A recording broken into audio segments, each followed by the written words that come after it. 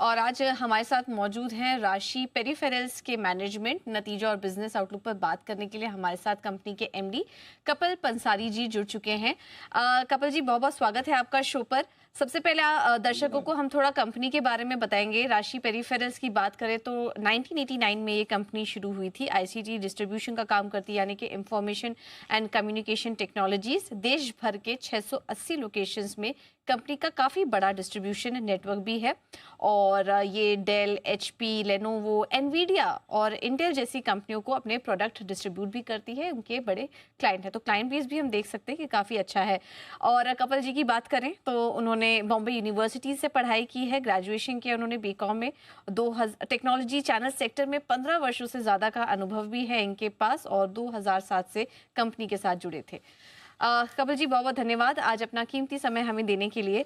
Sir, पहले तो नतीजों से ही शुरुआत करते हैं क्योंकि काफ़ी शानदार नंबर्स इस बार देखने को मिले। आय में 20% की ग्रोथ, स्पेशली अगर मुनाफा देखेंगे तो वहां पर 164% की ग्रोथ कंपनी ने दर्ज की है। सबसे पहले तो सर इसके बारे में बताइए किस वजह से ये ग्रोथ आई है और आगे के लिए आप रेवेन्यू और प्रॉफिटेबिलिटी कैसे देख रहे हैं? तो सबसे पहले तो मैं ये कहना चाहूंगा, धन्यवाद मुझे आमंत्रण करने का आपके शो में।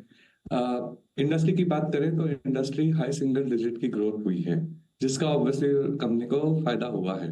इसके अलावा दो और इम्पोर्टेंट सेक्टर्स बताना चाहूंगा कि एक तो क्विक कॉमर्स में जो ट्रैक्शन मिला है उससे कंपनी की ग्रोथ हुई है, और दूसरे हमने कुछ प्रोजेक्ट ऑर्डर्स एग्जीक्यूट किए जिसके माध्यम से हमारी ग्रोथ मिली है।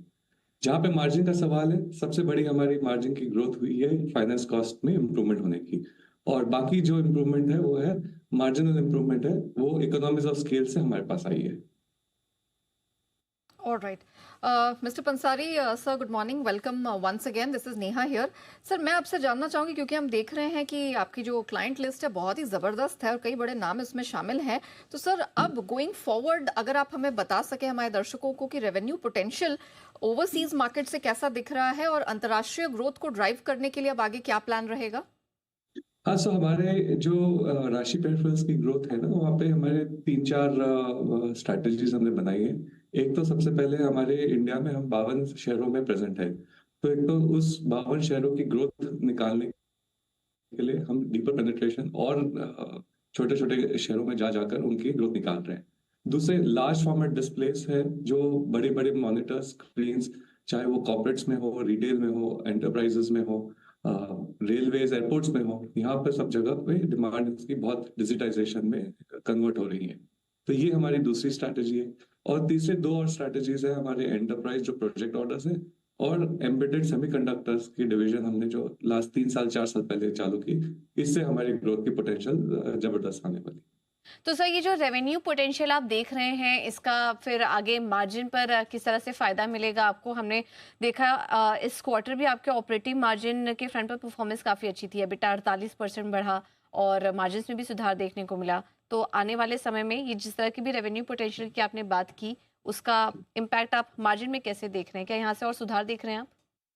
सब मार्जिन हमारे जो इंडस्ट्री में होते हैं काफी स्टेबल और रीजनेबल रेंज के होते हैं। उसमें हमको इकोनॉमिक्स ऑफ स्केल के अंदर जो इम्प्रूवमेंट होती है उसका फायदा जरूर मिलता है। वही आप देख रहे हैं आज के दिन जो हमारी रिजल्ट में जो नजर आ रहा है उसी के प्रभाव से है। हमारे पास एक सेपरेट वर्टिकल है प्रोजेक्ट ऑर्डर्स के लिए, जिससे हम बड़े बड़े ऑर्डर्स और उठा रहे हैं, तो इकोनॉमिक्स ऑफ स्केल और इम्प्रूवमेंट होती चली जाएगी। कपिल सर, अगर आप बता सके अभी आपकी मौजूदा ऑर्डर बुक सर, उस पर क्या अपडेट है और किस तरह की ग्रोथ आप पूरे फाइनेंशियल ईयर के लिए देख रहे हैं? हमारी जो ग्रोथ हमारी लास्ट 3 साल की अगर आप देखें, CAGR ग्रोथ हमारी 23.3% की हुई है, और लास्ट 20 साल से हम 20% CAGR से ग्रोथ कर रहे हैं। हमारी यही प्लानिंग और हमारी इच्छा होती है कि हम ये 15 से 20% की CAGR ग्रोथ लॉन्ग टर्म में बनाए रखें।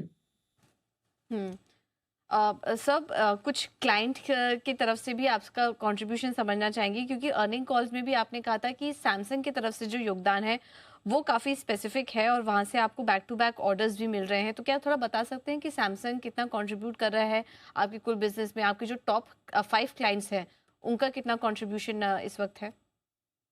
हमारे जो टॉप 5 क्लाइंट्स हैं, हम बोलते हैं कि हमारा टॉप 5 क्लाइंट्स में हमारा 50 to 55% बिजनेस हमारा टॉप 5 क्लाइंट्स में से आता है। सैमसंग हालांकि अभी टॉप 5 में नहीं है, लेकिन बहुत जल्दी तेजी से बढ़ रहा है। वो हमारी एडिशन हमने चालू की थी back to back businesses, enterprise, school, colleges में टैबलेट से।